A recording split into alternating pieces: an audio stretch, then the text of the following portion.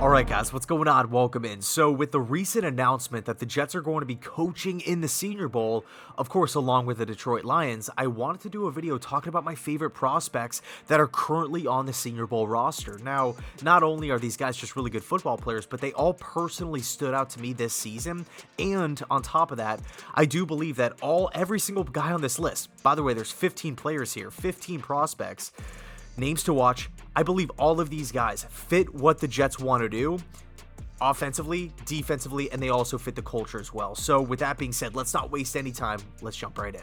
So we're starting things off with one of my favorite players in college football, okay? The Punisher, the heat-seeking missile, whatever you want to call him, safety, Texas A&M, Leon ONeal. 6'1", 210, Leon ONeal is my type of football player. He is a massive hitter. He flocks to the football. And funny enough, he actually plays like it's the 90s, the early 2000s, and that's really the era of football that I grew up on. Just big hitters from the safety position, just guys that intimidate the offense, they intimidate the ball carrier.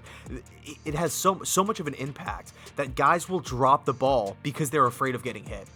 Guys don't want to go over the middle because ONeal will pop them. He had a lot of production with the Aggies defense, and not only was this defense just loaded with talent, but it was also coached by one of my favorite coaches in college football, Mike Elko, who recently got the head coaching job at Duke. But if we look at his defensive scheme, it's a 4-2-5. Okay, so ONeal has a lot of experience playing with tons of defensive backs all over the place, and he still found a way to make that impact. And he was really, again, the Punisher of the defense. I look at this Jets roster, not only are we just completely decimated at the safety position, but I feel like we really lack that enforcer on the back end of the defense. Think of a Troy Polamalu, Pittsburgh Steelers, Ed Reed, Cam Chancellor, Seattle Seahawks. He's a really good example of a guy that just comes in, lays the boom. Harrison Smith, Minnesota Vikings. I believe ONeal here has the potential to be a type of guy like that. Now, obviously, a lot of those guys are Hall of Famers and whatnot, but I'm talking about the mindset. I'm talking about the fear that he strikes in opposing offensive players. He's a guy that I want to watch. He's a guy that I feel like will fit this Jets system, and I feel like he will fit the culture as well. He's going to bring that extra added layer of attitude to this Jets defense that, again, currently, I don't really feel like is there. Next up, player number 2, offensive lineman from Kentucky, Darian Kinnard. And I get that it might be a little annoying because we've talked about him so much on this channel, but I guess for lack of a better term, he's one of my draft crushes from this class. Every single time I watch the Wildcats offensive line, I'm impressed. They do a lot of similar things as the New York Jets. They're a zone blocking attack, and they have a lot of success in the running game. That's really where I feel like Kinnard is at his best. Run blocking, run blocking, run blocking. Of course, Mike LaFleur's offensive system is all about establishing the run. Okay, so I think right off the bat, Kinnard gives you versatility because he's played on the left side of the O-line, the right side of the O-line. He has a lot of playing experience as well. Okay, he started as a true freshman. Man, I mean, every time I watch this guy, I walk away impressed. All SEC notoriety. I think right now, of course, Kinnard could come in and play tackle, but I think if you take Darian and you put him at right guard, he would almost similar to Elijah Vera Tucker, a guy who can play guard or tackle, but the Jets opted for him to play left guard. I think Kinnard, all the rhyming, I think Kinnard would come in and do a great job at right guard. I really do believe that. Keep your eye on Darian. Next up, linebacker from Utah, Devin Lloyd. Just listen to these numbers. This season, he had 111 tackles, 22 tackles for loss, 7 sacks, 4 picks, 6 passes defended against. Are you kidding me? Those are real numbers. I didn't hack into the database to make Devin Lloyd sound better than he is. Those numbers are insane. This guy has ultra production. You look at him as a leader. He is truly the heartbeat of that Utes defense, an awesome Utes defense under Whittingham. I look at Devin Lloyd. This guy's going to be a first-round pick, obviously. We all know this. I think really the big question here, that 10th pick. I think he would come in and fill a huge position of need, and he almost reminds me of another linebacker that was drafted out of the state of Utah a couple years ago, okay? A guy that was groomed by Robert Saleh and Fred Warner. Okay, Lloyd is 6'3", 230. I love him as a draft prospect. Next up, cornerback from Auburn, Rodger McCreary. Coming in at 6'1", 190, I think personally the biggest thing that stands out to me about Rodger is his stickiness in man coverage, being able to cover guys over the middle of the field, just staying hip to hip with guys and being able to swat passes away, deflect balls. This is a guy who's really hard to shake at the line of scrimmage. He's not afraid to get in the wide receiver's grill either. I mean, this guy will hit you. I mean, he will try to really intimidate, enforce his will on wide receivers. I like that quality. Now, as far as him kind of projecting him into a zone-based system here, I think his burst and explosiveness will really help. Just him coming out of a back pedal, that's a big trait that you need in a cover 4, cover 3 based system. Because if you're slow coming out of your back pedals, you're just going to get picked apart, in the underneath parts of the game. Quarterbacks are going to recognize that. Wide receivers are going to recognize that. Offensive coordinators are going to recognize that. Okay, so it's really important that your guys can break out of what they're doing, okay, and being able to adjust. Just having that explosive trait. I look at the guys currently on the roster, Brandon Eccles, that was one of his biggest traits back at Kentucky. Bryce Hall, his explosiveness. Michael Carter, explosiveness. That's a trait. Even going back to San Francisco, you look at some of the prototypes or some of the, the checklists that you look for in their corners. A lot of those guys are explosive, being able to burst out of their back pedals. McCreary does a really good job in that. Next up, wide receiver from Penn State, Jahan Dodson. At 5'11", 185, Jahan Dodson just has that ability to get open, ability to make plays no matter where he is on the football field. Deep passing game, short passing game, intermediate passing game, red zone. Jahan Dodson does a very good job, not only just with route running, but with the football in his hands. And funny enough, he actually kind of reminds me of Elijah Moore back at Ole Miss, a guy that, kind of has the body of just a prototypical slot wide receiver, but he can fly. He can take the top off defenses. You can use him in play action and just fire the football down the field. He's going to go underneath the ball, run underneath the ball, make a play. I think also he does a good job of having awareness, situational awareness when the quarterback does extend plays. He understands, hey, I need to get open here. I need to help out my quarterback, and he finds soft spots of the defense. That's something that's really important because we look at Zach Wilson. He obviously is an improviser. Okay, I think that's one of his better qualities at the quarterback position. He's a mobile guy. You can send him on bootlegs and whatnot. Zach Wilson makes plays off script. Okay, so if Dotson can, get into this off, I think really this week of practice is going to be huge. Just working with Mike LaFleur. Actually, on second thought, quick disclaimer, it's not a guarantee that all of these guys will be on the Jets specific team, but nonetheless, they're still going to have their opportunities to watch this guy. But still, Jahan Dodson, I think he makes a lot of sense for the New York Jets here. A real guy to keep your eye on. Next up, going back to the cornerback position, Mario Goodrich from Clemson. Okay, I think Goodrich, man, he is really underrated. Maybe it's because he plays on a stacked defense, right? There's talent all over the place. It's ultra productive. And, Booth is there as well. And Booth is considered one of the better cornerback prospects, one of the best cornerback prospects in this draft. So maybe Mario gets overlooked a little bit, but I really think Mario can play. He can hang by himself on the outside. He really plays aggressive. He plays with a violent nature, and maybe I'm just naturally kind of drawn to players like that. But man, this guy wants to make plays, and he does. At 6'1", 190, he had 42 tackles this season, 2 interceptions, first team All-ACC. I really like Mario. I think the biggest trait that stands out to me, tackling ability, being able to wrap up, not shying away from contact. No, I'm not, I'm afraid I'm going to wait for somebody else to kind of, make the tackle. No, it's all Mario. He wants to get in there. Hard-nosed player, stick his nose in, make plays.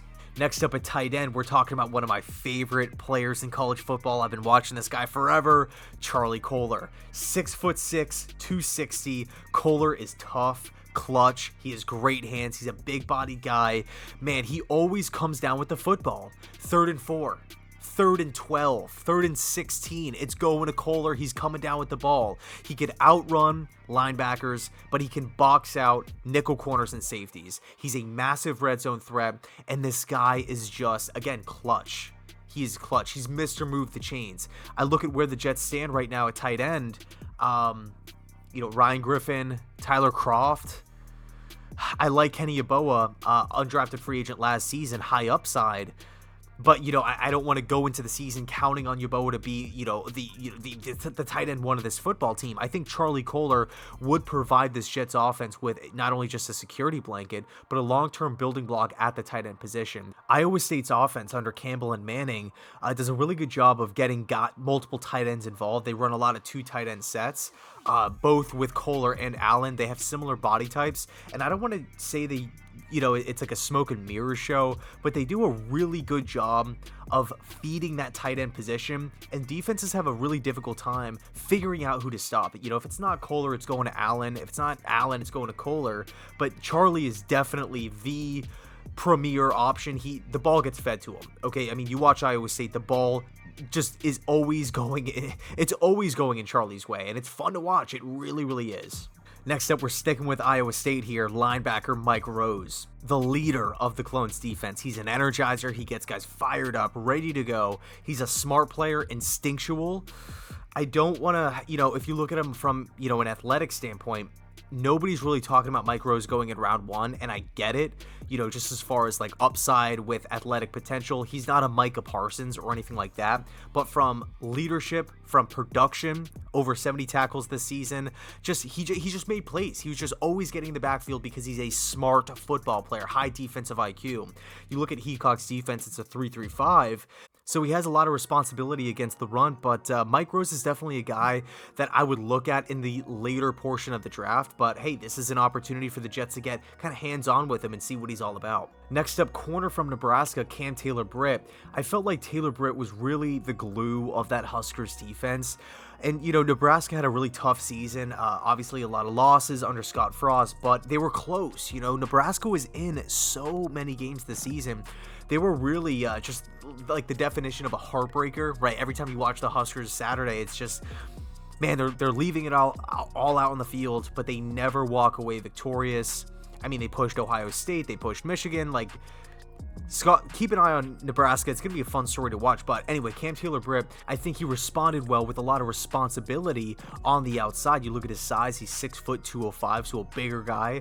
One of the best cornerbacks in the Big Ten. And he had a lot of success in the deep parts of the field, right? Covering those deep parts, those moon shots from the quarterback, being able to hang with wide receivers and locating the ball. I think really that's where Taylor Britt shines. Again, nobody's really talking about Cam going in round 1, round 2, but I think once you start entering those middle rounds, the 3rd round, 4th round, 5th round, I think that's where we're going to see Cam go. And I think bigger corners in the system tend to work. Of course, can you cover in zone coverage in the back half, but also can you come up and make hits? Can you tackle well on the boundary? I think Cam can do that. Okay, so next up is a really, really interesting prospect here. It's offensive lineman from Minnesota, Daniel Faalele. He has a nice blend of athleticism and size, and when I talk about size, he is 6'8", 380 pounds.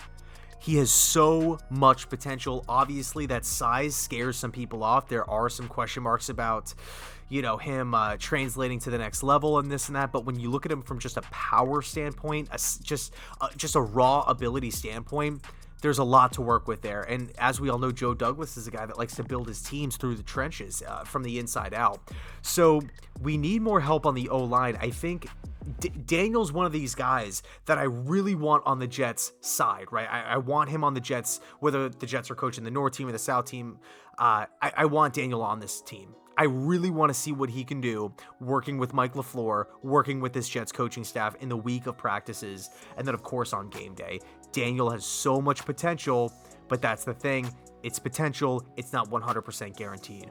Next up, safety from Penn State, Jaquan Brisker. A really, really popular player here, 6'1", 205, redshirt senior. Okay, so Brisker's played a lot of football. He's seen a lot of snaps. He's been on a lot of practices, been in a lot of meetings, watched a lot of film. I think Brisker would be a guy that would instantly come in as a day one starter for this Jets team. Again, we touched on safety before. It's decimated. We are thin. We don't have much talent there, frankly, at all. Brisker, I think right now, tomorrow, if the draft was tomorrow, we drafted Brisker, he would be our best safety on the team.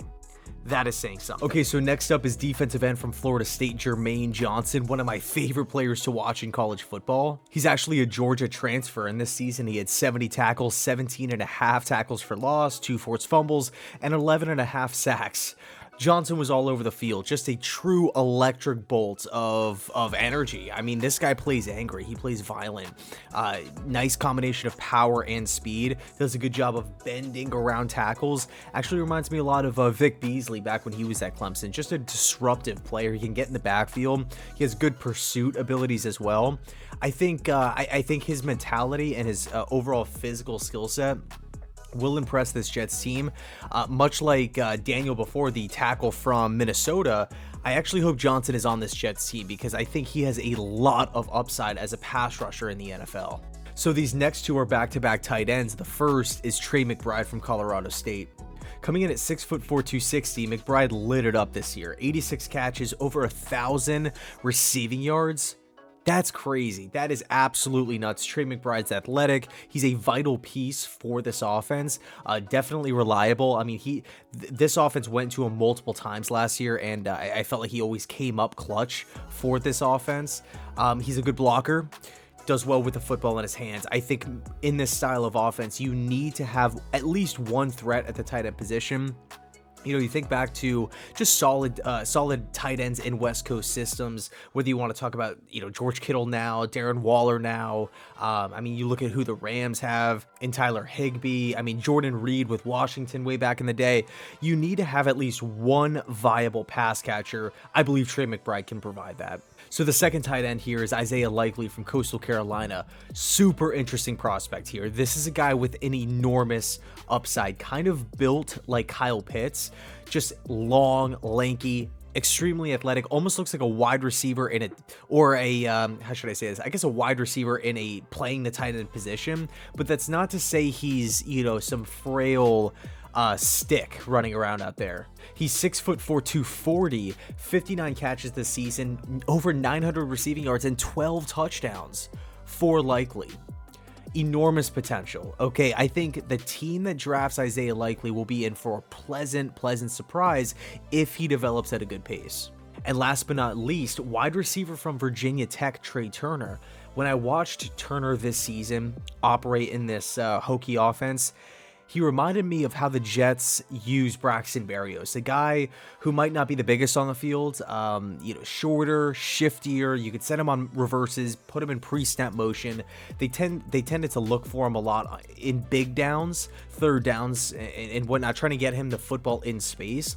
I think Turner would be an awesome system fit when we just look at, you know, what he can do in this scheme.